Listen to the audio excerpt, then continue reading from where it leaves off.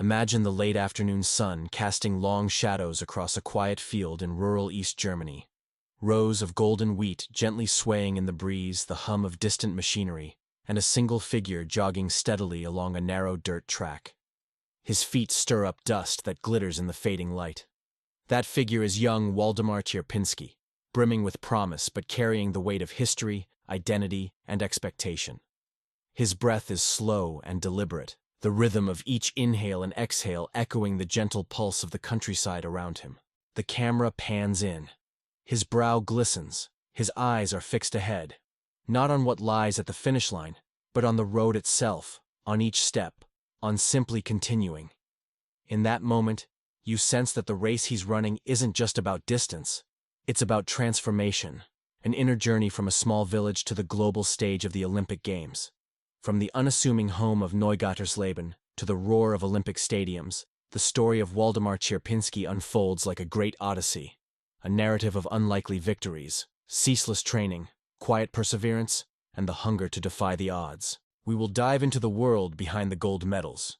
His upbringing in East Germany, the switch from steeplechase to marathon, the grueling training regimes, the solitary early morning runs, the battle of mind versus body, the races that changed everything, the moment his heart pounded as he crossed the Olympic finish line, and the life that followed beyond competitive glory.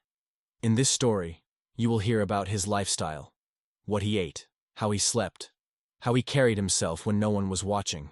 You'll meet his personal interests and motivations, the setbacks and frustrations that threatened to derail him, the breakthroughs that lifted him, the unforgettable follow-throughs and the triumphant peaks of achievement.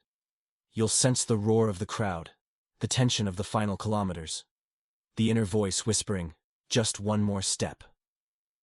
You'll feel the psychology of endurance, the echo of footsteps on asphalt, the smell of sweat and heat, the throb of a heart pounding in the last sprint.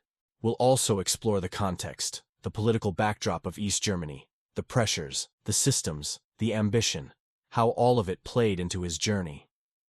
And finally, we'll reflect on the legacy he left, the life beyond the finishing line, the channel through which his fire continues to pulse. So settle in.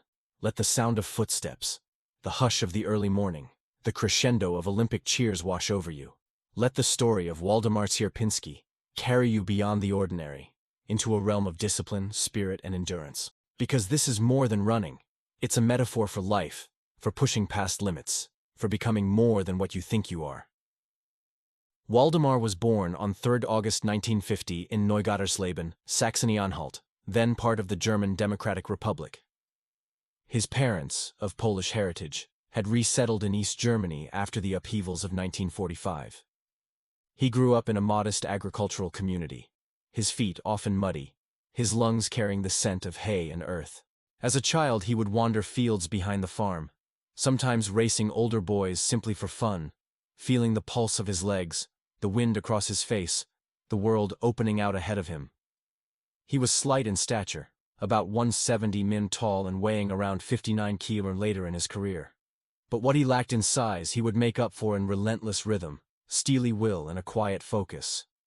In those early years he reveled in the simple joys, the creak of the barn door, the red sunset glow over the wheat, the laughter of neighbors at the local sports club. He discovered athletics through his school, and the steeplechase, hurdles, water jumps, the unique combination of strength and agility, caught his interest.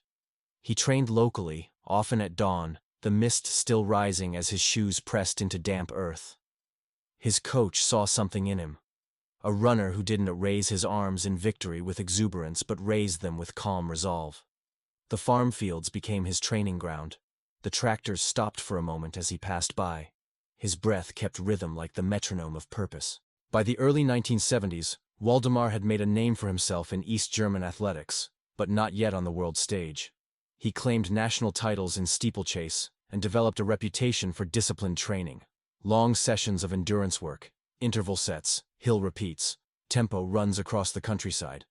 He adapted his life around his sport, sleeping early, rising before dawn, meals simple and balanced, the routine almost monastic. But inside him was a restlessness. He sensed that the steeplechase, though fulfilling, may not be the ultimate expression of his potential. He would watch long-distance races, the marathon, and feel a tingle of longing, a curiosity that perhaps the greater challenge lay ahead. In 1974, he made the bold decision to switch to the marathon, a race that demands not only speed but patience, endurance, mental fortitude. Many odds were against him. He was no marathon veteran, and the field was stacked. Yet in that decision there was clarity. The road, the endless kilometers, the solitary runs at midnight or dawn, they called to him. He embraced that challenge with open arms. He trained harder. The regimen shifted. 160-kilometer weeks became common, sometimes more. He ran in quiet dawns, in pouring rain, in city streets and forest trails. He learned to listen to his body, to pace, to rhythm, to pain. He learned the art of balance, when to push, when to rest, when to be alone, when to be coached, how to train not only the legs but the mind.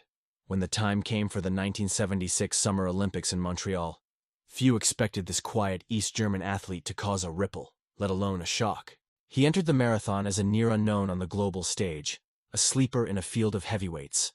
The camera catches him in the starting line, calm, focused, ears covered lightly with the hum of the crowd. As the gun fires, he moves forward, his gait steady. By 25 kilometers, the favorite, the American Frank Shorter, had pulled ahead and seemed set to win. But Waldemar did not panic. He sat with the pack, conserving energy, watching, listening to his breathing, the rhythm of his heartbeat against his chest. Then, around that moment when the world thought the race decided, he surged. With almost imperceptible precision, he closed the gap, passed Shorter, and pressed on. His stride was firm, his arms relaxed, his mind clear. Focus on one step, then the next. The crowd's roar builds as he enters the Olympic Stadium for the final lap. He crosses the line in 2:09:55, a new Olympic record. The stunned silence, then the eruption. He had done the improbable. He had become Olympic champion. The next years were not easy. The world expected him to become a legend overnight. But the marathon is a harsh teacher. He trained through pain, through tiredness, through doubt. He faced injuries. He faced the political currents of his country. He faced the inner voice asking, "Can I do it again?" He persisted. He studied courses. He mapped out rhythms. He learned to kick the final 200 miles like a sprinter out of nowhere. In 1980, at the Moscow Olympics, he executed that plan. He waited patiently while the leaders broke away, watched them pull ahead, then surged past at 36 kilometers, sprinting the last 200 meters to claim gold again. He joined the ranks of the greats, only the second man ever to win back-to-back Olympic marathon gold. Outside the races, his life was quiet, but rich. He married fellow athlete Marita Politz, and together they raised a son, Waldemar Cierpinski, who would go on to follow his father's footsteps into the marathon. Waldemar opened sports stores, gave back to the community, and remained connected to the sport he loved. He coached, he mentored, he reflected. And his legacy grew, not just in medals, but in the example he set. That with steady steps, quiet resolve, and clarity of purpose, the road you walk can become the path to something greater. As you watch this story, envision the early morning runs, the rhythm of feet on pavement, the roar of crowds, the calm of the forest trail. Imagine the runner who didn't start as the favorite, but who became legend through endurance, humility, and heart. Waldemar Cierpinski's journey is not just a story of medals. It's a story of becoming, of transformation, of what one human being can achieve when he chooses to run the hard road. Now, let's step into his world in full, from the very beginning, and trace every mile, every breath, every horizon he reached. Waldemar's earliest memories were of fields and tractors, of his parents laboring in the farm, of the hush before dawn when the world seemed suspended in possibility. His mother would call him in for breakfast, a simple bowl of porridge, a boiled egg, while outside the sky still held stars. His father, steady and silent, would nod in approval as Waldemar laced his running shoes and slipped out the door, the air crisp and carrying the scent of damp earth. At 7, he would run 6 kilometers each day, uncoached, unhurried, just because the legs wanted to move. He felt the rhythm of running early. He felt freedom in motion. In school, he discovered athletics, and after showing aptitude for the steeplechase, he was recruited into the club system of the German Democratic Republic, signed with SV Halle. He trained, improved, but he always felt there was something more. His coaches at first were cautious. "Waldemar, you are good at steeplechase," they would say. "You jump, you hurdle, you flow." But Waldemar wondered what it would feel like to run the long road, to push through the pain barrier, to see how far the body could carry the mind. In 1974, having mastered some domestic success in the steeplechase, he made the switch to marathon. The decision wasn't easy. He shed the barriers, the rhythmic jumps, the shorter track lengths, and embraced the unknown. He started with shorter distances, built his base, laid foundations of endurance. His training changed. Long weekend runs of 30 km, 35 km. In the early morning, he would slip out while the world still slept, the horizon just a faint blush. He ran through the woods near Halle, his breath steady, feet cushioned by pine needles, his mind attuned to the whisper of wind in the trees. After the run he came home, muscles weighted like wet cloth, but his spirit soared. He ate simple meals, potatoes, vegetables, bread, lean meat. He slept early. He gave up distractions. He committed. In the club he learned interval work, 10 cycles 1 kilometers at threshold pace. Hill repeats over the old quarry near Halle. Tempo runs of 15 kilometers at slightly slower than race speed. He learnt to listen. When his body spoke, he responded. When fatigue set in, he recognized the sign, and rest came. He learnt that recovery is as important as speed. The year 1976 came quickly. The Olympic Games in Montreal loomed. At his first international marathon race, he placed third in Košice. The next year he improved. But he was still under the radar. Few picked him for gold. He was the little runner from East Germany who had switched events. On 31st July 1976, he stood at the start line of the Olympic marathon.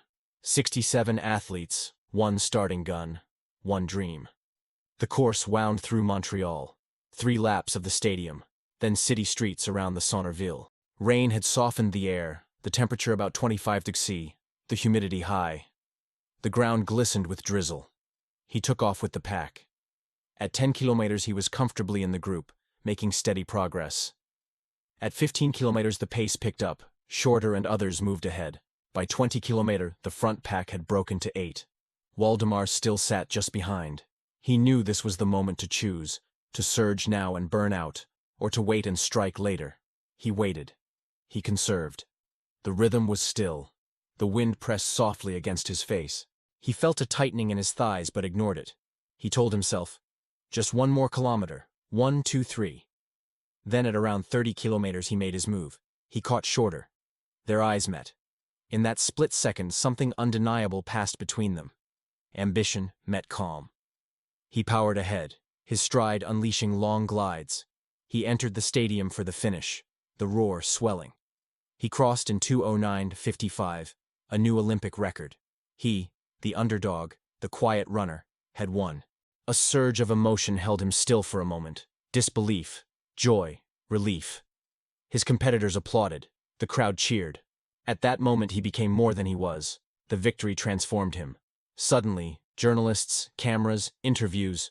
Waldemar stayed grounded. He would say, I just ran my race. But he knew the magnitude. In East Germany the state hailed him. Teammates looked up. The world took notice. Still, he remained true to routine. He returned to training. He did not rest on laurels. He felt the flicker of hunger.